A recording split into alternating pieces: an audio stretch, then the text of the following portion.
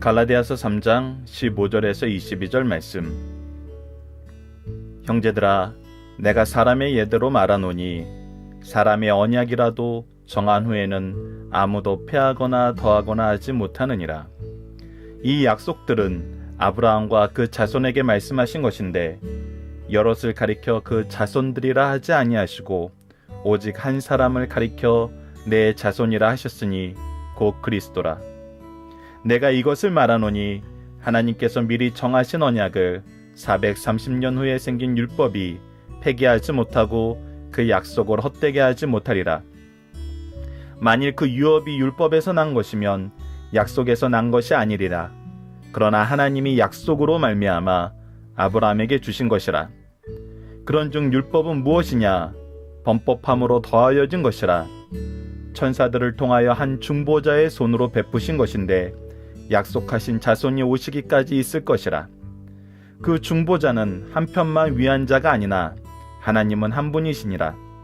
그러면 율법이 하나님의 약속들과 반대되는 것이냐? 결코 그럴 수 없느니라. 만일 능히 살게 하는 율법을 주셨더라면 의가 반드시 율법으로 말미암았으리라. 그러나 성경이 모든 것을 죄 아래 가두었으니 이는 예수 그리스도를 믿음으로 말미암는 약속을 믿는 자들에게 주려 함이라. 아멘. 안녕하세요. 승리한산 가족 여러분, 그리고 강성성경 연구원 여러분, 오늘은 갈라디아서 3장 15절에서 22절 말씀을 보도록 하겠습니다. 3장 15절에서 22절 말씀의 제목은 예수를 믿음으로 아브라함의 복을 함께 받자입니다. 이 말씀은 두 부분으로 나눠서 볼 수 있습니다. 15절에서 18절까지 하나님의 언약을 율법으로 폐기할 수 없는 것은 아브라함의 자손인 그리스도와 함께 맺어졌기 때문이다라는 내용이고, 19절에서 22절까지 율법의 가장 바른 사명은 죄를 깨닫게 하고 그리스도께 나오게 하여 사죄의 은총을 받게 하는 것이다라는 것입니다. 15절 말씀부터 한 절씩 보도록 하겠습니다. 형제들아, 내가 사람의 예대로 말하노니, 사람들 가운데에서도 이 예가 통용되는데 그것이 뭐냐면 바로 언약에 관한 것입니다. 사람의 언약이라도 정한 후에는 아무도 폐하거나 더하거나 하지 못하느니라. 한번 언약이 정해지고 그거에 대해서 계약이 완료되면은 그것을 폐하거나 더할 수 없어요. 이것을 성취하거나 이것을 지켜나가는 것이에요. 자, 16절을 봅시다. 이 약속은 아브라함과 그 자손에게 말씀하신 것인데, 자, 이 약속이 누가 아브라함과 그 자손에게 말씀하신 거예요? 그 언약의 당사자는 하나님과 아브라함이었어요. 그리고 그것을 그 자손에게 연결시켜 주신다 그랬어요. 이것이 바로 창세기 15장 13절 말씀에서 나타난 것인데, 여럿을 가리켜 그 자손들이라 하지 않고 오직 한 사람을 가리켜 자손이라 하셨으니 그것은 바로 곧 그리스도를, 예수를 말씀하시는 거예요. 그래서 이 약속은 누구를 통해서 성취됨을 가르쳐줘요? 그리스도를 통해서 성취됨을 가르쳐줘요. 17절입니다. 내가 이것을 말하노니 하나님께서 미리 정하신 언약을, 하나님께서 이 언약을 먼저 주셨어요. 율법을 먼저 주신 것이 아니에요. 이 언약의 약속이 하나님께서 먼저 우리에게 허락하신 거예요. 율법은 그 후에 주신 거예요. 그래서 의로 말미암아, 믿음으로 말미암아 의롭다 하다는 그 말씀은 이 말씀의 언약이 먼저였기 때문에, 이 말씀을 약속하신 분이 하나님이었기 때문에 이것을 폐할 수 있는 것은 어떤 것도 없다는 거예요. 그 하나님께서 주신 율법도 이 약속은 폐할 수 없어요. 그리고 그 약속을 헛되게 하지 못해요. 이 약속은 신실하게 성취돼요. 왜? 누구하고 약속이기 때문에? 하나님과의 약속이기 때문에. 이것이 분명한 사실이라는 겁니다. 율법이 이것을 폐하지 못해요. 헛되게 하지 못해요. 자, 만일 그 유업이 율법에서 난 것이면 하나님의 의롭다 하시고 하나님께서 주시고자 하시는 복과 자손의 복이 율법에서 난 것이면 약속으로 난 것이라고 얘기할 수 없죠. 우리가 분명히 보자면 역사적으로 아브라함에게 이 약속을 먼저 주셨어요. 그래서 이것은, 이 언약은 약속에 의한 언약이에요. 언약이라는 것 자체가 약속이라는 것이잖아요. 그리스도의 은혜는, 그리스도를 통한 우리의 구원의 성취는 하나님께서 약속으로 주신 거예요. 율법에서 난 것이 아니에요. 그래서 뭐라고 합니까? 그러나 하나님이 약속으로 말미암아 아브라함에게 주신 것이라. 우리가 분명하게 알 수 있습니다. 이것은 약속으로 말미암아 주신 것이에요. 자, 그렇다면 여기서 율법과 약속의 관계를 우리가 봐야 돼요. 율법과 약속의 관계. 자, 왜 그러냐면 우리가 너무 놀라운 것은 창세기 15장에서도 이미 나타나고 있는 부분인데, 창세기 15장에서 하나님께서 이 언약을 맺으시고 아브라함에게 무엇을 준비하게 하세요? 이 언약의 증표로 동물을 반으로 쪼개고 이 언약을 맺는 이 세레모니를 준비하게 하세요. 그러니까 아브라함이 이것을 잘 준비해요. 근데 이 준비한 곳에 이 세레모니는 어떤 것이냐면 동물을 반으로 쪼개서 이 계약의 당사자가 이 두 사이를 지나가는 거예요. 왔다 갔다 하는 거예요. 이것은 무엇을 뜻하냐면 우리가 이 언약을 어기면은 이 짐승처럼 둘로 쪼개임을 당하는 것이 당연하다. 이것은 우리가 이렇게 죽임을 당하는 것이 당연하다. 근데 놀라운 것은 이때 누가 이 사이를 지나가요? 오직 하나님만. 하나님의 영만 이 사이를 지나가요. 즉 이거는 누가 주권적으로 지키겠다는 거예요. 아브라함이 네가 못 지켜도 내가 이걸 지키겠다는 거예요. 내가 지키게 하겠다는 거예요. 이미 계약 처음부터 이 말씀은 은혜의 언약이었어요. 자, 그렇다면 이 약속과 이 율법의 관계를 봐야 됩니다. 그런즉 율법은 이것이 바로 이제 두 번째 부분이냐. 19절로 22절. 율법은 무엇이냐? 범법함으로 더해진 것이라. 자, 약속이 있는데 이 약속을 계속 잊어가는 거예요. 약속이 무엇인지를 모르는 거예요. 이것이 무엇이었어요? 죄의 특징이었어요. 하나님의 의가 무엇인지 몰라요. 하나님을 아는 지식이 사라져가고 있어요. 하나님의 거룩하심으로 나아갈 수가 없게 되었어요. 그래서 이런 범법으로 더해진 것이 율법이에요. 즉, 이 율법은 무엇을 위해서 주신 거예요? 이 약속을 위해서 주신 거예요. 천사들을, 근데 이 특징이 뭐냐면 이게 굉장히 놀라운 부분인데, 천사들을 통하여 한 중보자의 손으로 베푸신 것인데, 중보자는 뭐 하는 거예요? 이 사이를 중재하는 거예요. 중재. 근데 여기서 얘기하는 우리가 요즘에 말하는 네고시에이터, 이렇게 중재자가 아니라 미디에이터 해가지고 둘 사이의 조건을 만족시키는 분이에요. 우리의 중보자는 네고시에이터가 아니에요. 서로 협상을 해주는 게 아니에요. 양쪽을. 미디에이터. 이 양쪽의 조건을 충족시키는 분이에요. 자, 그래서 이 중보자를 통하여 약속하신 자손이 올 때까지 천사들을 통하여 베푸신 것이 바로 율법인데, 그래서 이 율법의 의와 약속의 성취를 이 중보자가 다 완성시킨다는 거예요. 율법의 의도 이 중보자를 통해서 완성이 되고, 이 약속의 성취도 이 중보자를 통해서 완성이 된다는 거예요. 그래서 중보자는 한 편만을 위한 자가 아니라, 중보자는 인간이 이루어야 되는 율법의 의와 하나님께서 성취하시는 약속의 의를 다 성취해 주세요. 그분이 누구세요? 바로 그리스도시죠. 바로 그리스도세요. 그 양쪽의 의를 다 성취해 주는 거예요. 그래서 그 중보자는 한 편만 위한 자가 아니라 하나님은 한 분이시라. 이 얘기는 뭐예요?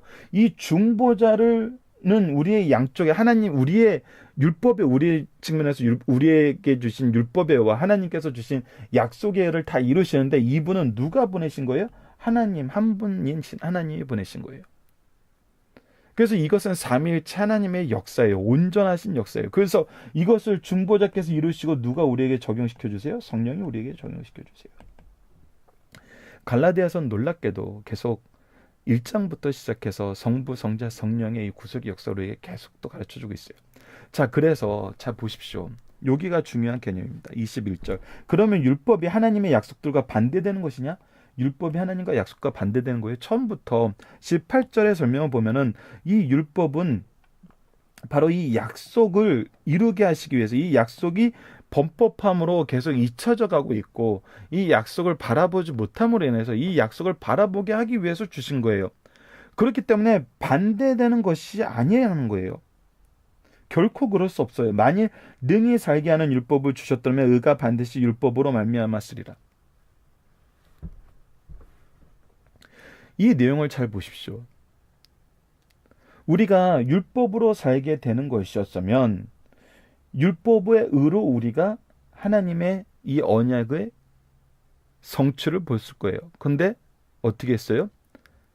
우리는 이 율법으로 이것을 이룰 수가 없어요. 그러나 성경이 모든 것을 죄 아래 가두었으니, 성경이 우리에게 가르쳐 주는 건 뭐예요? 모든 것이 죄 아래 갇혀 있다는 거예요.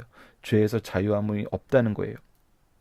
그래서 이는 예수 그리스도를 믿는 믿음으로 말미암는 약속을 믿는 자들에게 주려 함이니라. 이 약속의 성취, 우리의 의는 하나님 예수 그리스도를 믿는 믿음으로 말미암은 자들에게 주시는 하나님의 은혜의 선물이라는 것을 우리에게 분명히 가르쳐주고 있다는 것입니다. 그래서 우리는 이 중보자의 의미를 잘 알아야 돼요. 우리가 생각하는 네고시에이터가 아니에요. 우리 협상자에서 양쪽의 조건을 이렇게 조율해주는 조율자가 아니에요. 양쪽의 조건을 다 성취시켜주는 사람이에요. 근데 이 양쪽의 조건 또한 하나님이 왜 주신 거예요? 약속을 먼저 주시고 범법함으로 이 약속을 보지 못하니까 율법을 주신 거예요. 그래서 하나님이 주신 이 두 가지를 다 성취시키는 중보자를 우리에게 보내서 이 언약의 성취를 우리로 하여금 보게 하였다는 거예요. 이 언약의 성취를 믿음으로 말미암아 누리게 하셨다는 거예요. 그래서 이것은 충돌되는 것이 아니라 상호 보완적인 거예요. 언약을 보게 하시기 위해서 율법을 주셨어요. 율법을 주심으로 우리가 언약에서 약속한 그리스도가 누구신지 알고 그분을 믿게 되었어요. 단 율법은 그림자적인 건데 언약은 복음은 성취된 거예요. 실제예요. 모세는 오실 메시아를 우리에게 가르쳐주기 위해서 율법을 주셨는데 메시아께서는 오셔서 우리에게 이 복음의 말씀을 주셨어요.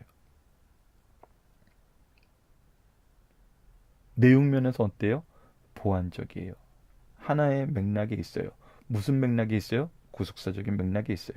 하나님의 은혜 안에 있어요. 하나님의 삼위일체 구속사적인 은혜 안에 있음을 우리가 그 안에서 한 맥락으로 볼 수 있다는 거예요.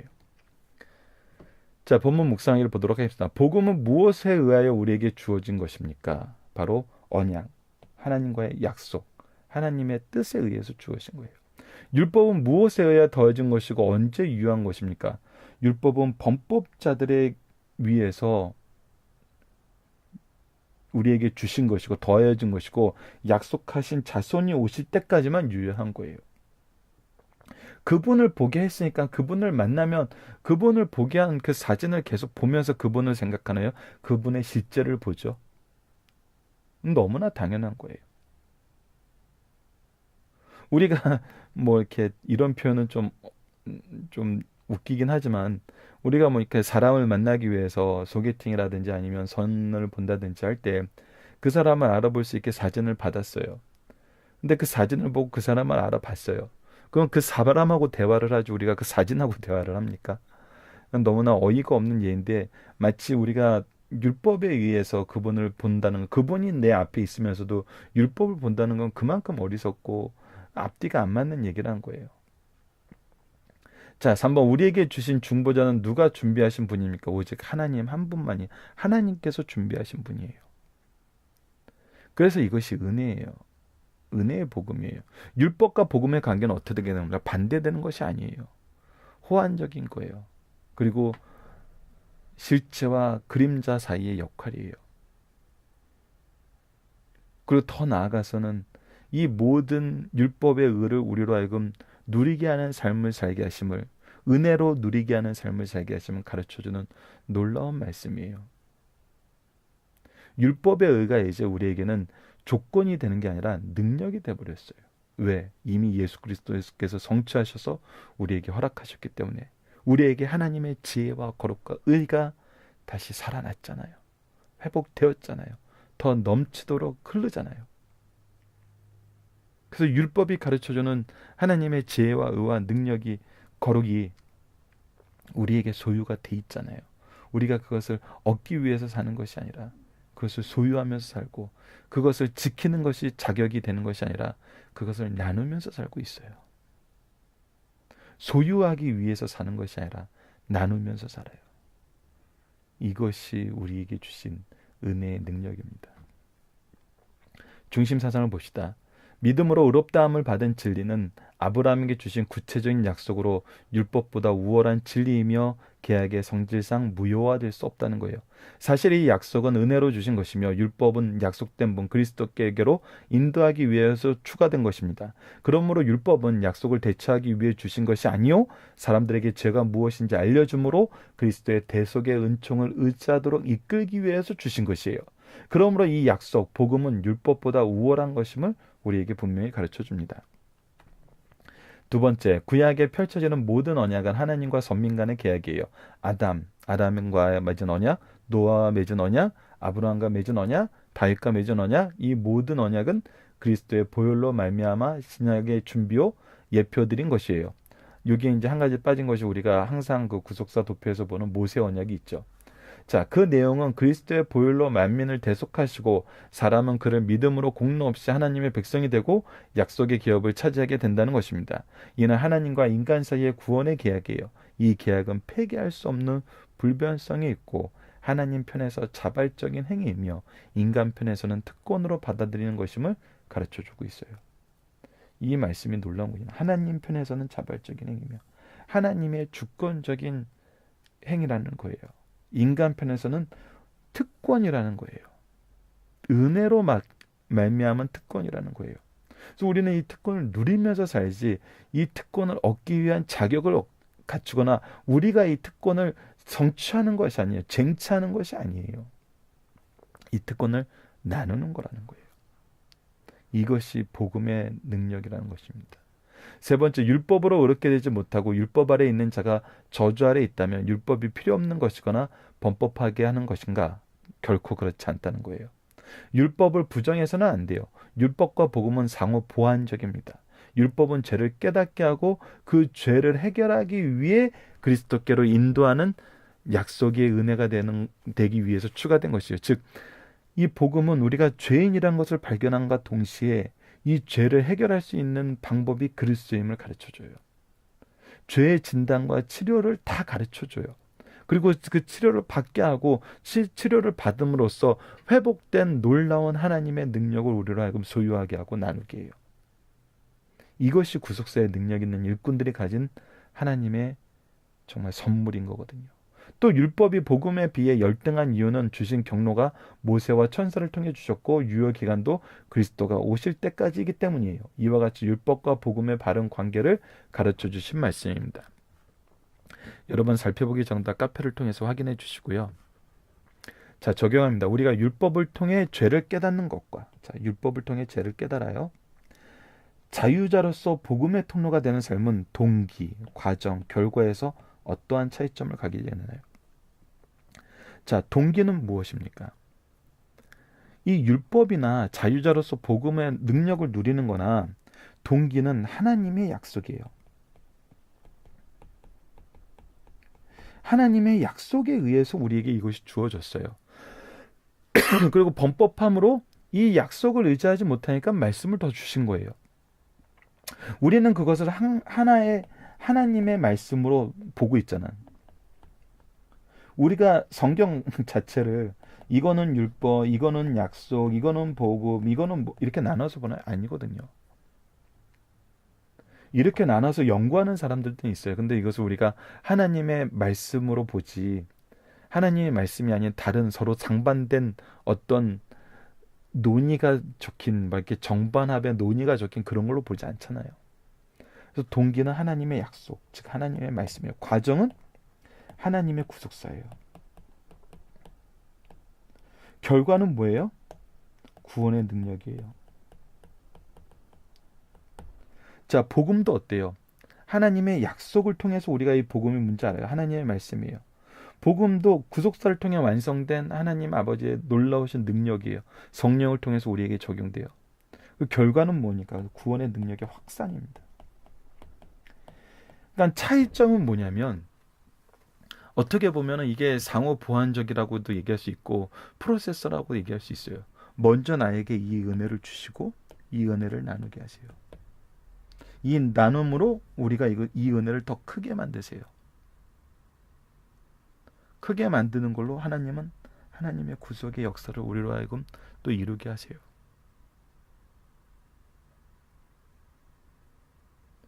그러니까 차이점이라는 것은 어떻게 보면은 성격적인 면에서 보이다기보다는 순서적인 면에서 보이는 것이 더 많아요. 그래서 한 원 안에 있어요. 그래서 한 원 안에서 같이 돌아요. 그래서 구별되긴 하지만 분리된 건 아니에요. 이것을 우리가 알아야 됩니다. 서로 상반된 것으로 보는 내용이 너무나 많이 나와요. 근데 그것은 왜 그렇습니까? 여러분, 그것은 왜 그렇습니까? 오히려 복음의 능력을 거부하기 때문에 그런 일이 일어난다는 것을 우리는 이미 갈라디아서를 통해서 확인했어요. 복음의 능력을 거부해서는 안 돼요. 복음의 능력 안에서 우리가 말씀을 하나님의 말씀으로 볼 줄 알아야 되고, 약속과 율법의 관계를 바로 알면은 이것이 서로 상반된 것이 아님을 알고 우리 안에서 이것이 어떻게 성취되는지, 우리 안에서 이것을 어떻게 성취시키시는지를 우리가 믿고 의지하게 된다는 것입니다. 그랬을 때 이 능력을 우리에게 누리게 된다는 것입니다. 이것이 바로 복음의 능력입니다. 신앙 안에서 참된 것과 거짓된 것은 어떻게 구분할 수 있나요? 참된 것은 하나님의 말씀인 이 성경을 계속 나눠요. 거짓된 것은, 근데 참된 것은 어떻게 돼요? 하나님 말씀으로 봐요. 그래서 우리가 이번 주에 보면서 보게 되는 것은 삼위일체 하나님의 구속사적 능력과 구속사적인 이 역사를 우리가 자꾸 우리의 기준으로 재단을 하고 막 나눠서 봐요. 이거는 이거, 이거는 이거, 이거는 이거, 이거는 이거. 그리고 요것만 집중해서 막 적용시키려고 그래요. 그랬을 때 우리는 항상 오류를 범하게 되는 걸 봐요.